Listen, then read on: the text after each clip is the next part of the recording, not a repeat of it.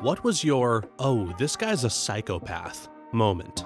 Story 1. A kid I went to primary school with invited me to his house after school one day. Not many people talked to him because it was a private school and he was only a student there because his dad was a groundskeeper.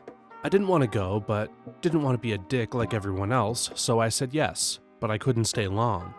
We went behind his house and there were several bare spots in the grass. Some of them had a single stick sticking up in the middle, while others had a thin plastic tube poking out. He was very excited as he started digging up one of the spots with a hose poking out. He pulled up a jar with a dead baby bird in it. The hose was poked through a hole in the lid to let air in.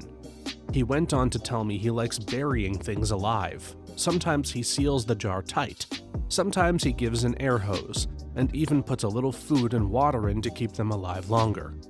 He said you can't bury them too deep or you can't hear them trying to escape. Occasionally he would pour water down the tubes to drown the animal. I was 8 to 10 years old at the time. I'm 52 now, and it still makes me sick to think about that. Reminds me of a story my grandmother told me when I was around 5, which is over 40 years now, but I still remember word for word. She told me when she was a girl, she knew a boy who lived down the street. He used to take baby birds out of their nest and prick their eyes out with pins, and then the Nazis bombed him and he died. The end.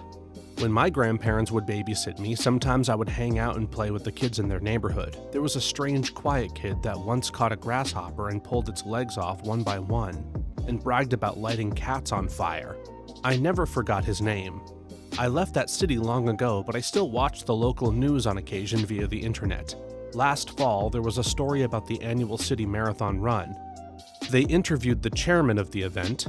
It was him. Maybe he's put animal cruelty behind him. Or maybe, oh God. This sounds like my former manager's son, but he was a bit older, around 14. My manager had a lot of cats, and had recently adopted a new kitten that the other cats hadn't warmed up to yet and were actually jealous of. Because of this, my manager had been keeping the kitten separate from the rest of the cats. Well, one day she comes to hear yowling coming from a locked room that her 14-year-old had just stepped away from. She barges into the room to find the poor kitten cowering in the corner with scratches and tufts of fur missing, while the largest of the older cats was hissing harshly at it. What happened? She was 14 years old. He admitted that he had locked the two animals in the room together because he knew they would fight it out and had been listening happily at the door as the baby kitten cried in torture. She asked him why he admitted that he enjoyed listening to the animal in pain.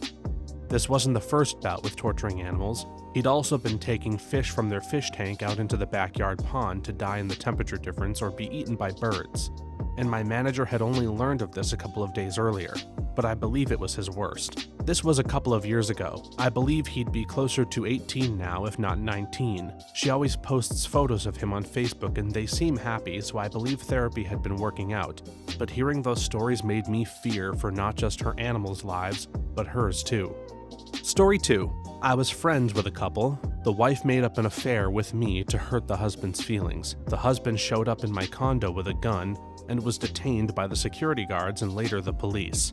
I had no idea about any of it until later when the condo security contacted me.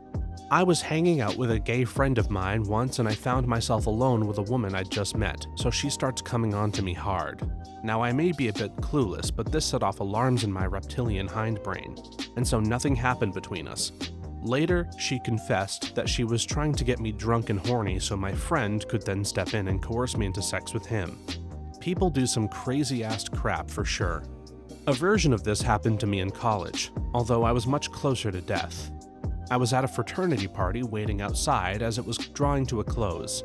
A girl who was absolutely trashed literally tripped and fell into my arms. As I was holding her up, she started trying to make out with me, which I immediately stopped. I then managed to get her to give me her phone and the name of someone who could pick her up. First, the girl who came to pick her up was clearly of the mind that I was some kind of creep, but seemed to chill out. Then later, it got back to her boyfriend and his frat bros that I had made out with her, and they waited for me outside of class. Luckily, a good friend of mine who was in the fraternity was also in the class and pretty quickly set things straight. Between the accusatory approach of her friend and nearly getting jumped by 5 guys, I grew up a bit during that event and realized there's a risk sometimes when you try to help strangers in need. My wife and I had a group of couples that we were all friends with. There was an attractive single girl in the group too. She made a comment to one of the wives about her husband. Something like, "I hope my husband is as good as yours." Well, she got jealous about it. My wife and I moved about 4 months later. The jealous wife started a rumor with the other couples that I was cheating on my wife with the attractive girl. Supposedly, I'd drive the 200 miles every weekend to meet up with her. Yeah, like my wife wouldn't have noticed that. All the wives thought it was true. The husbands knew it wasn't. Sadly, none of them called my wife to tell her about my alleged affair, they just went along and believed it. We found out about it a year later. So much for being good friends. Unfortunately, it's made us both not trust new people, so we don't really have any new friends now. Story 3. I, 20 female, was dating this dude, 23 male, for a few months, and we were getting on pretty well. Then we both ended up having to move from our jobs at around the same time. He wants to try long distance, so we do. We call most days and watch movies together in our off time. The time zones mess it up a little bit, but it wasn't too bad. Out of the blue one day, he just says he doesn't want to be together. I'm like, wow, okay. A little blindsided, but sure. So I start just going about normal life again and hanging out with friends, the normal post-relationship stuff. After about a month, he begs, like absolutely begs to get back together. Movie type stuff, sending flowers to me at work, sending handwritten cards almost daily, thousands of miles, and even buying me a ticket to fly out to see him. So I'm like, okay, whatever, I'll go and see what he has to say. Worst case scenario, I just fly home. So I got a ticket for 2 days after because I just figured I could head out if he was being a dick. He picks me up from the airport and is basically how he used to be, just telling me he missed me and he regretted it as soon as it happened and it was the biggest mistake of his life, the usual. So we stayed with his family because he's like, "Oh, please don't get a hotel. I already feel bad enough about the whole month. Just stay with us." And I just thought, hey, free room, I guess. Everything is completely fine for the first few days, and then I get this alert on my phone, and it's a hurricane warning, and saying they're pushing my flight for 4 days later. I'm like, crap, I need to get back to work. I only took like 3 days. When he gets back to the house from work, I tell him about it, and he's like, "Oh, I know, we already started boarding up the windows." I was a little freaked out, but not too much because I guess that's normal for big hurricanes. So the next morning, he shakes me awake and tells me to come to the living room, and I was like, okay. When I do, it's him, his 2 brothers, his sister, his mom, and his dad. People I have only met in this one instance, and he has a binder. They sit me down and each of them reads a passage from the binder of why we shouldn't be together and why I need to move on. And he breaks up with me in his parents' house in front of his siblings in the middle of a hurricane power outage. Then, because of the hurricane, I was stuck there for 4 more days with these freaks. Probably not the most psychopath person I've met, but this story is still just so strange to me, I had to post it. Oh my gosh, this is just about the weirdest story I've ever heard. Have you spent any time figuring out what you could have possibly done to bring that sort of cruelty on? Well, at any rate, it sounds like you are too rational for them. Sounds like his hunt for a mate is a family thing and you dodged a bullet. You probably don't need them anymore, but hugs, and I hope you find someone who lives by reality and not some vision of whether or not a daughter-in-law will fit in with their society. He sounds like the first ex I dumped, and he tried to get his mother after me to make me get back with him. I flat out refused and said, "It's over. I'm not going back to you." He would hover around me at church for weeks on end, hoping to get me to speak to him. One day, a couple at my church decided to renew their vows and asked me to photograph them, which I accepted willingly since I was trying to expand my portfolio. After the ceremony, there's a mini reception at the fellowship hall of the church, which is like a big room where tables are set up for events, meetings, and the like. I'm taking photos of this couple cutting the cake, and my ex comes up to me trying to converse with me, and then puts his arm around my shoulder. I flip out at him by shoving him off of me and storming out of the room into the women's bathroom, knowing he wouldn't follow me in there. My sister happened to be there that day, and my ex said to her, "I guess she doesn't like me anymore." My sister, being the blunt woman she is, responded with, "Yeah, well, no crap, what was your first clue?" Luckily, another church member was with me in the bathroom to calm me down and keep me safe with her infant son at the time. Since that incident, I haven't seen or heard from that scumbag ex since. Story 4. While walking my dog down a main road, on leash, a lady was walking her dog off leash. Her dog stepped in the road, causing cars to stop. She had no control of it. Her dog lunged for my dog. I asked her to put her dog on a leash. She said she would stamp on my dog's head and let her dog kill me. I knew it wasn't even worth arguing with, so I carried on my walk. She then set her house on fire 2 weeks later with her children inside. Luckily, they were okay, but yeah, madness. Story 5. Was chatting away with a guy in a pub, seemed like a normal, nice dude, and got on really well. At some point in the conversation, he casually mentions he's not long out of jail for torturing a guy. He never said torture, he said what it was he did to him. He slipped it into the conversation so casually as if he was telling me about running to the shop for a pint of milk. Never saw it coming. Asked around another day and confirmed he wasn't full of crap. Something similar happened when I was in college. The guy I was chatting with seemed fairly genuine and also just casually brought up that he had gotten out of prison for second-degree murder. Afterward, he asked me what I was going to school for, and I answered honestly about criminal justice. It was a fair exchange of being honest with one another that he said if I were a cop, which I'm not and never planned to be, he would respect our encounter just based on treating each other like humans. We continued our conversation and asked him what helped him during his time in, and he answered religion and studying. He ended up being a foreman for a construction company and assimilating well in my opinion. Oh, I had a patient once, a very pleasant man in his mid-60s, who was in my ICU after having a big surgery but recovering very well. While chatting with him during my rounds, we got to talking about a recent part of our state I had traveled to, since it was close to where he lived.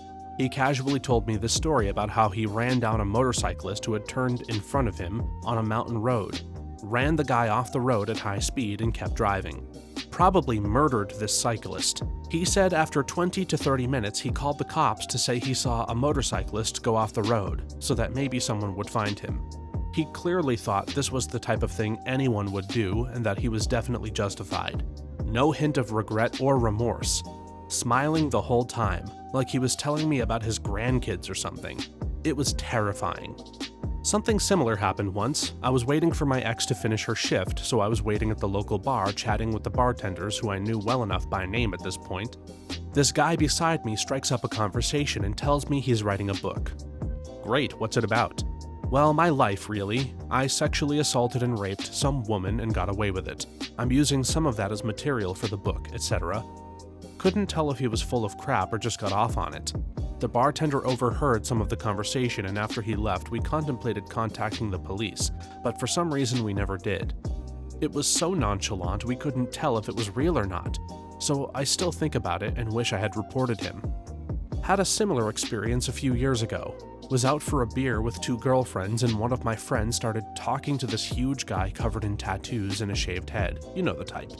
He started hitting on her a lot, and when I came back from the bathroom, they were in the middle of a conversation. The first thing I heard when I came back was, "Yeah, so I just got out of prison, did 10 years for murder." My friend laughed, but I saw in his eyes and his demeanor that he was serious. I took my friend's hand and said, "Let's call this a night," and threw her in a cab with the other friend, far away from this dude. I started hanging out with a friend of mine.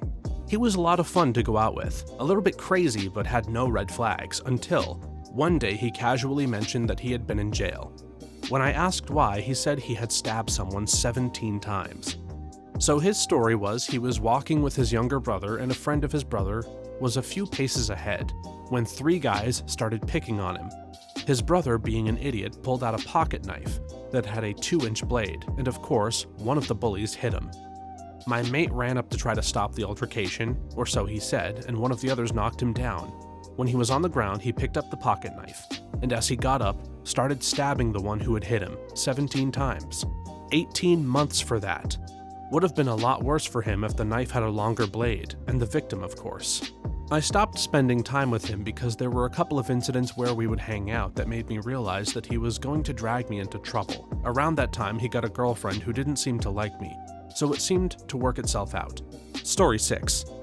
This story makes me angry. So one time, a friend came over and brought a new friend with them. Seemed like a nice guy. He was quiet and kept to himself. I was young, a single woman, and far too trusting of people at the time, I think. So my friend mentioned that this guy had just recently gotten out of prison. I asked him what he went away for. He then proceeds to tell me that he and his friends had followed a young girl into a local park and raped her using various objects that they found on the ground. They each got extremely long sentences. He happened to be 12 years. What made everything worse was that he ended the story with the fact that she killed herself because she couldn't live with what they did to her. Needless to say, he was never allowed around my home again, and I had a very stern talk with my so-called friend. Just to clarify, the guy friend, I got rid of his quick sticks, but I felt unsafe and had to do so over a short period. The fact that he had associated with such scum, and that I was a young lady living alone at the time, was the reason he only got a stern talking to. Weird. I had a friend who was a girl bring this dude over, and the first thing he wanted to talk about was how he was with this woman who was a cop. He didn't really look like the type a cop would date, and he snuck off to put on a condom and cover it with icy hot or some substance to cause her a lot of pain, and refused to pull out. Yeah, please don't bring that guy over to where I live again, okay? Holy crap, I can't even begin to imagine the thought process that led to an outcome of tell this young single woman I just met my violent gang rape story. I've speculated on this. I remember that he was very quiet, and I assumed he was just shy because I was naive, and didn't think much past that. After he told me, of course, the quietness appears to have been something much more sinister. I think he had been around 18 at the time. He committed the crime because he was about 30, and I remember thinking that he seemed so much older than me, and finding that really intimidating too. Just by reading this, I'm feeling nauseous. You handled it well by keeping your calm. Had it been me, my expressions would have changed in seconds, and I might have even ended up rushing to some other place. Or worse, I might have started cursing the crap out of him. The fact that he was calmly confessing about his crimes proves that he was indeed a psychopath with no remorse. And your friend was even worse to bring a rapist to a girl's house. Like, what the fuck was he thinking? I had a close friend bring his work buddy to a barbecue at my house once. After hours of drinking, I'm in recovery, so I did not partake. The guy feels comfortable enough to pull out a concealed pistol he had. He thought it was really cool. There were kids running around not 10 feet from the dude. I asked if I could see it, and he flat out tagged half the people in the room while handing it to me. I immediately walked into the other room and put it in my gun safe. He followed me into the room and got really pissy when he saw what I did. I was so mad that I couldn't even hear the BS he was spewing. The only way I can describe it is that I grabbed him by the face with both hands and dragged him through the house kicking and screaming and threw him into the front yard. I told him to get the hell off my property, and this dude banged on the door for 20 minutes yelling about how I'm gonna be sorry when he gets his gun back. The cops finally showed up and took him away in cuffs. I gave them the weapon, and that was that. Don't bring guns into people's homes. Definitely don't bring guns into people's homes and brandish them. I'm still pissed off about that night, and it was years ago. Story 7. My brother. As a kid, he used to enjoy watching animals die. As an adult, there were plenty of moments that reminded me that he was a little changed. The scary thing was the complete indifference that he would display when you tried to explain why doing this stuff was very wrong. It was like the thing that would normally naturally horrify people over committing such incidents was just completely lacking in him. Did you have a normal family life? No, I barely survived my childhood. There was a lot of violence and abuse growing up. I also almost died on a number of occasions, which ended up resulting in me fleeing home at age 16 to escape it all. Initially, I cut almost all relatives out of my life for between 6 to 9 months, before eventually being lured back into contact with some, including my brother and mother, which then began a horrible saga of years of on/off contact with them before I finally cut them out of my life for good. They are highly manipulative people, and readily took advantage of my desire to feel family love to wheedle their way back into my life many times. In the end, what allowed me to cut both people out was a combination of me making peace with myself and giving up my desire for family, combined with my mother and brother acting so badly that I began to actively hate them. I felt so alienated from them that I felt completely and totally unrelated to them, which then triggered a strong survival instinct to also kick in. And this time, not simply to run away, but to actually confront them and draw up solid boundaries between myself and them, which I defended thereafter. I've had to spend a lot of money over the years on therapy, and I'm currently in a really good place in life. However, I know deep down that even as long as the no contact period between myself and them has lasted, I will eventually have to see both people again at some point. Because when I am strong enough as a person, I want to one day be able to walk into a police station and report to the police some of the crimes I saw my mother and brother commit over the years. I cannot right now because seeing them again may send me back into a very dark space.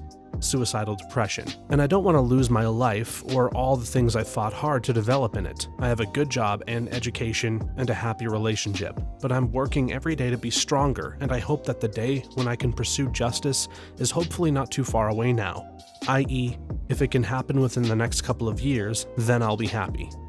My nephew argues over why things aren't wrong. He's not indifferent, he solidly believes he's right.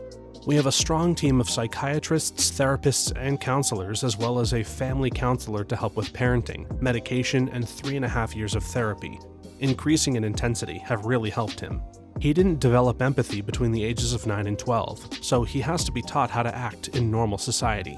We're lucky that he is desperate to be loved and to give as much affection as he can, despite the trauma he endured in his early childhood. I relate to having PTSD from childhood abuse and neglect, but my reactions and behavior were much different than this, and it's hard for me to connect with him. He was very violent towards me for over a year until we got him on an antipsychotic at the age of only 12 years old. He still has a lot of problems with women and girls, stemming from his issues with his mother. When I completely cut off affection and any need for affection from my mother, he developed a simmering hatred and conflicting desperate need to be loved. I want him to be in therapy for the rest of his life. He needs it. I had a first cousin of the same age I was raised alongside. Same exact situation from when we were toddlers. I was overjoyed when I found out that he died from a meth overdose. No clue how many people he abused. There were dozens. He even had a very neglected kid and a beautiful, very sweet wife, which he deserted for some stripper or another. We were both in the military and in the same war. Well, supposedly. I get back from the war and see him in a club. He tells me this story of him being a motorcycle scout in the desert and how he was in several wild firefights. Next to that stuff, my war was just a standard Navy war zone freak show with banal deaths from accidents and most of our massive amount of killing done from record ranges. Like you do. Like an hour-long story with lots of details, all complete BS. The dude was a supply REMF. Turns out he spent the entire war in supply in freaking Korea, never even saw a war zone. His CO had to order him to write or call his mom because he had not contacted her in a year. Just did not care about her. The dude was a psychopath from when we were babies, would just attack me and hurt me when we were alone as children. No one would believe me. They finally had to separate us at about 5 because I attacked him on sight. Also, I got a real rifle that year for Christmas in Texas. LOL. He did seem to be actually afraid of me. I did want to give him something to fear. Man, that situation sucked balls. So sorry you had to live that crap as well. My brother too. When I was a kid, he always tried to kiss or touch me. He's always been a creep like that. And he has a weirdly lovely, affectionate relationship with our mother. I recently read a story about someone who met a guy who was in a relationship with his own mother because she was lonely after this guy's dad died, and I really believe my brother would be that type of guy. As we got older, he tried to be more emotionally/mentally abusive rather than physically, as I'm now a lot stronger than him. The last time was when he fingered his colleague's mouth, who he claimed was his girlfriend to our family, when they never hung out besides work. She didn't even like him that much. Then, straight after, he tried to shove his hand in my mouth too, but lately, whatever he's around, he always does super weird stuff and runs and cries to mommy about it, like filling his shoes with milk, or when he had been using Spotify for over a year, he tried to claim that I was using his card to pay for mine and get our parents to make me give him a bunch of money. The list goes on and on. All I'll say is that he's a control freak with no hygiene whatsoever. He gets off on that sort of stuff. Story 8. It was an Uber driver. My wife and I took an Uber down to the bars one weekend. Once he picked us up, I could easily tell he was on something.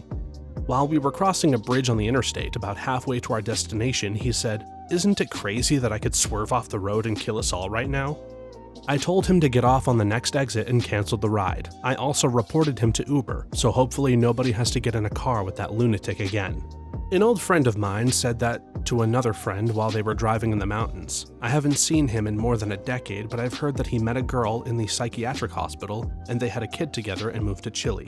He was actually a really nice guy, and I still believe completely harmless. He was just dark and depressed. Last night, our Uber driver gave me terrible vibes to the point where I started praying that we get to our destination safely. First, he told us he wasn't even going to take our trip, but he clicked it by accident and jokingly asked for a large tip. My boyfriend was drunk, and his intuition was definitely off, and he asked the man if we could go for some food. He agreed to stop at McDonald's for us, but at that point, I didn't even want it anymore and just wanted to get home as quickly as possible. When we pulled up to the order speaker, he yelled out "horse testicles," so we had to repeat our order. Then he asked us for our hotel room number when he dropped us off. He said it so casually as we were getting out of the vehicle. My boyfriend and I both ignored it and then discussed it in the elevator on the way up. Did he just say what we thought he said?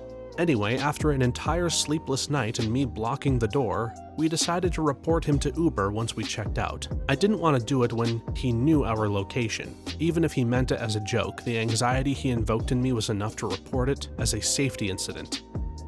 You just reminded me of this. My husband and I were out one night and got an Uber.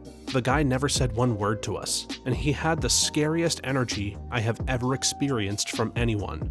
Without even saying one word to us on this 10-minute drive, my husband and I had the same feeling.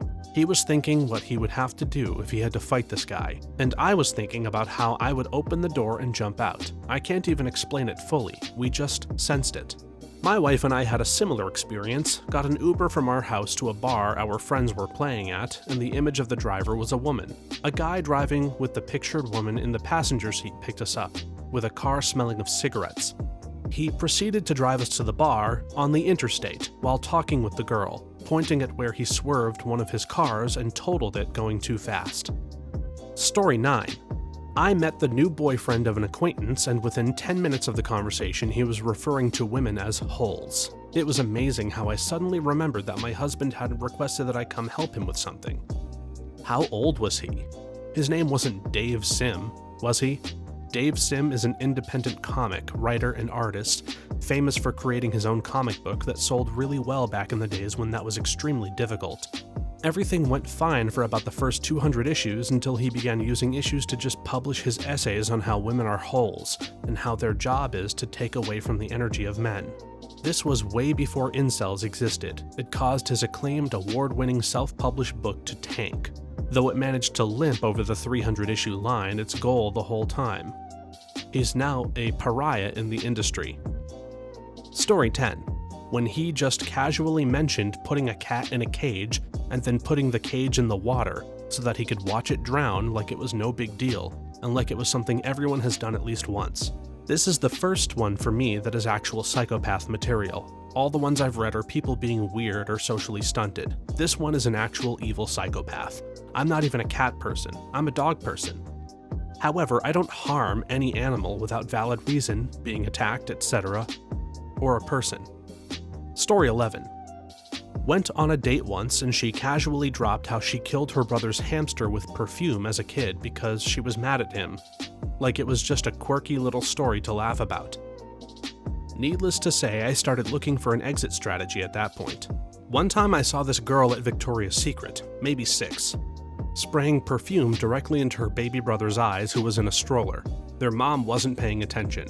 I walked over, and right before I got there, the mom noticed and just took the perfume out of the kid's hand and set it down and didn't say anything to the girl. Also didn't wipe off the baby's eyes or anything and walked right out of the store. Totally unaffected by that. I wonder about those kids. Thanks for watching until the end. If you have a similar story to these that you want to share with us, please leave it in the comments below. If you enjoyed this video, please leave us a like and subscribe. For more videos like this one right now, please stop by our channel. Thanks again, and see you next time.